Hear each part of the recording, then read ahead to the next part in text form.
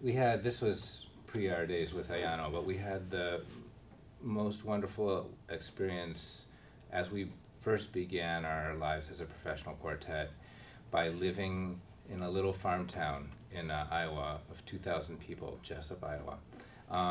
And you know, we were fresh out of music school ourselves, and we went there thinking, we'll have a lot of time to practice. We'll get our sea legs, we will play for people. We, to be honest, never having lived in a farm town of 2,000 people, didn't know what kind of people we'd meet exactly out there or what they would think of us. So maybe it was a bit daunting on some level to go out there. And we were, you know, making commitment to live there too, not just visit. We were living in this town. The things that we learned about people, and especially about ourselves and maybe who we ought to be as musicians, are things that I had never really thought about music so extensively.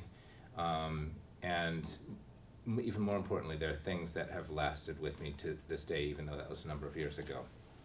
The things that I learned, probably most importantly, is that as a musician, you have a special opportunity to communicate with people in a very specific and special way. Music is a language and a way of communicating to people that can, in many ways, leap over boundaries that mere verbal communication or being pressed together with someone can't. Because music takes us to kind of to a special world of shared, as Phil said, shared humanity, I think. And when you tap into that experience, you can have the most encouraging feeling about what you do. I think in the back of any classical musician's mind these days is because there's so many things out there, and classical music sometimes seems like, well, why should we care about classical music? When there's, you know, people who do things that appear on TV much more.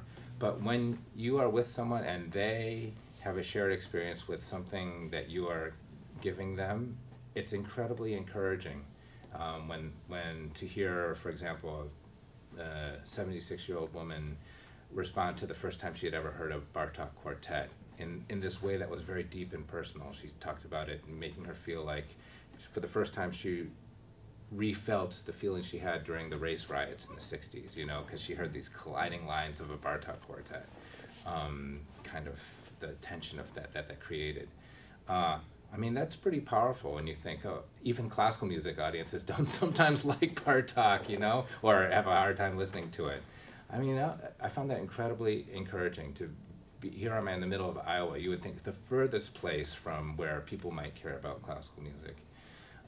So it made me realize that, that I have a responsibility as a musician, that I have also, in a certain sense, an ability, a power, even if you wanted to call it that, to really help people experience life in a broader way or in a deeper way somehow.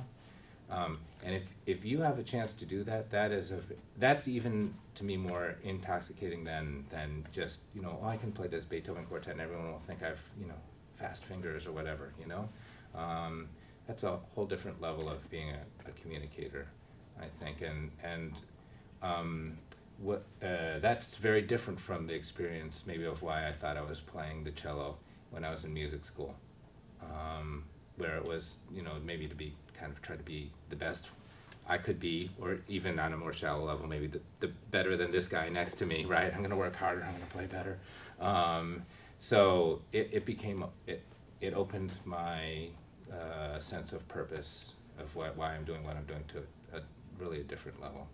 And I think that is, in the end, maybe what sustains you as a musician, like especially now that that's many years in the rearview mirror. I have a feeling that if my goal were to be the best cellist around, that I probably would have given up on that for a while ago.